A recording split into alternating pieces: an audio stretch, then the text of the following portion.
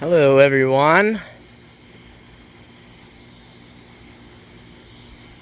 it's me, your favorite gardener that only posts a few videos a year.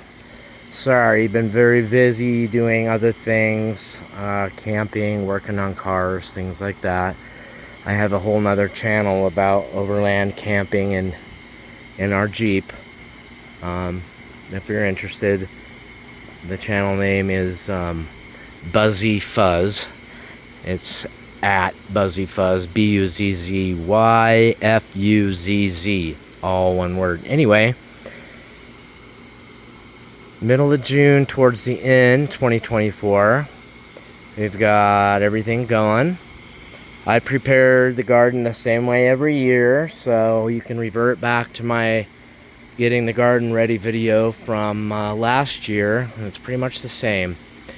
I will tell you though, busy summer, so we are going to be out of town in Sun Valley for a while and then go to Seattle for a while, a couple little vacations for a couple weeks. So I do have an older son that lives with us, and he can water. He did last year when we were out of town. I'm trying to set it up so he doesn't have as much to worry about because he has 2 jobs and works 7 days a week. So this is what I have rigged up, and this is not permanent, but it is interesting. So on Amazon I ordered 100 feet of hose and a couple splitters and a battery operated timer and some fittings to make the hose work. And instead of using an overhead sprinkler, which is like really bad for all the plants, I'm just gonna do a soil drench. And instead of doing soaker hoses that blow up every 3rd use, in my opinion, because that's happened to me, I've created just kind of some faucet ideas. So let's look around here in this farthest box. And oh, by the way, potatoes are at the end of every one. Potatoes don't need that much water, so I'm just going to give them a good soak before I leave. The flowers here, they're all going to get hit by the sprinklers. Sorry about that. We're drying out some camping gear. And the sprinklers get all this stuff, so I do have sort of a food foresty thing going on over here with flowers. Anyway, this is a couple types of tomatoes, a bunch of onions that I'm letting go to seed to create a big bed next year. We've got stringless beans, we've got snow peas, and some radishes, and some volunteer tomatoes and other volunteer things that I'm just letting grow. So here's the number 1 hose for it. And I got it going down and coming through the pea grate here and going to the main hub. Here's the back corner box. This is radishes, tomatoes, some squash, our garlic that is almost done, and some corn that was planted about a month later than the corn in the other box over here. So and some bell peppers that never really took off, so too late to worry about that. Let's see, a volunteer onion. So there's that one.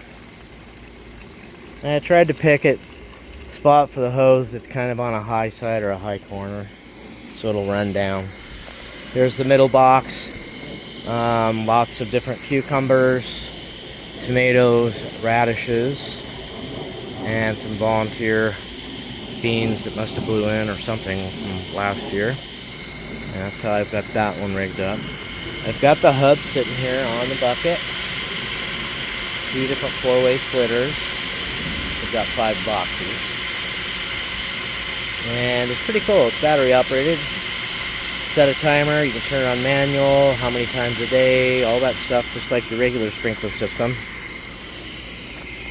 I'm measuring the flow so I can see how long to run it. Right now I'm running it for an hour, and I'm going to see how bad it flows through here. I don't mind too much flow through as long as it's getting other spots. This is the corn bed with some more peas and radishes and some sunflowers. And I got it going through that old tiki torch deal that was in one of my videos last year about if you need to make your own stakes, these wooden ones fall apart and you can pull these stakes out, and they're wood and they're sharp and you can write on them. So kind of got a rainfall going there, and then duck under. So we can see this one's leaking through quick. It's only been on 20 minutes. So I may need to figure something else out on this box because I don't see any water down this way.